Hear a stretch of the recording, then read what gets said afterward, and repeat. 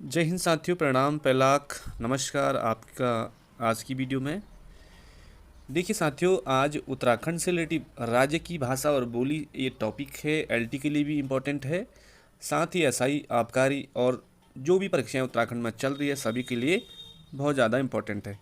साथियों, आपने देखा होगा कि बार बार राज्य की भाषा और बोली से रिलेटिव क्वेश्चन आते हैं।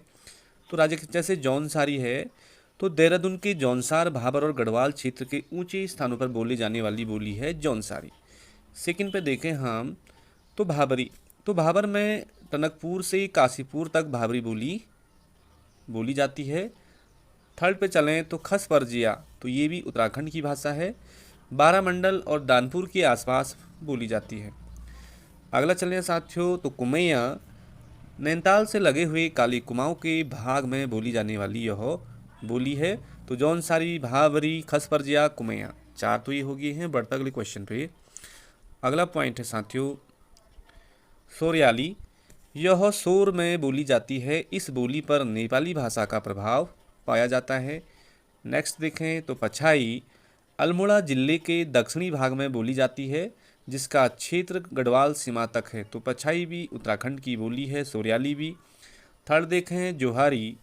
यह परगना जोहार में बोली जाती है, जिस पर तिब्बती भाषा का प्रभाव दिखाई पड़ता है। तो जोहारी भी उत्तराखंड की बोली है।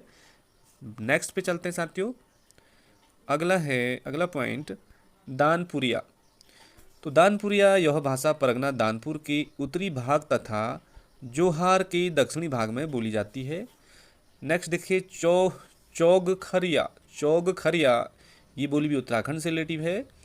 परगना चौगखरका में बोली जाने वाली इस बोली को परिनिष्ठ कुमाऊनी के निकट माना जाता है। तो कभी क्वेश्चन आ जाएगा कि परिनिष्ठ कुमाऊनी के निकट कौन सी बोली भाषा है, तो चौगखरिया। चलते हैं साथियों अगले पे। अगला है यहाँ पे नैनीताल की कुमाऊनी। इससे लोग रचमैनसी भी कहते हैं। देखिए रचमैनसी किस बोली को कहा जाता है, तो नैनीताल की कुमाऊनी भाषा को। यह नैनीताल में रॉ और चौमैसी पट्टियों में बोली जाती है। भाबर में बोले जाने वाली बोली को नैनतालिया भी कहा जाता है। तो साथियों, जो भाबर क्षेत्र में बोली जाने वाली जो बोली है उसे नैनतालिया भी कहा जाता है। यह भीमताल, काठगोदाम, हल्द्वानी आदि क्षेत्रों में प्रचलित है। अगला देखें हम फल्दिया कोटिया। तो फल्दिया कोटिया ये भी हमारे उत्तराखंड की बोली है।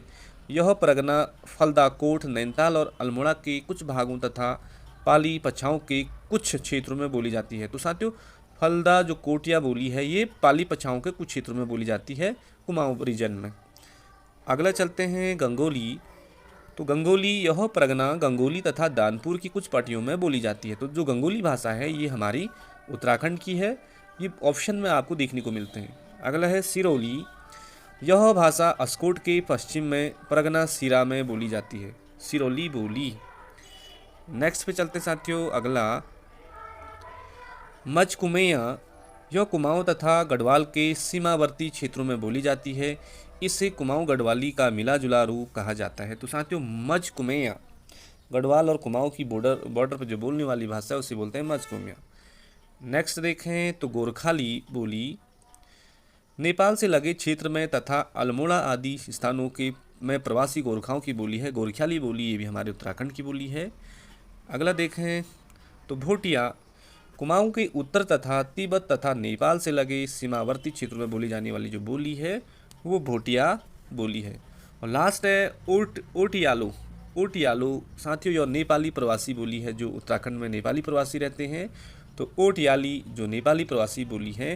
तो ये थे हमारे उत्तराखंड के बोली भाषा से रिलेटिव, ये राज्य की अंतर्गत आती है सारी चीज़ें।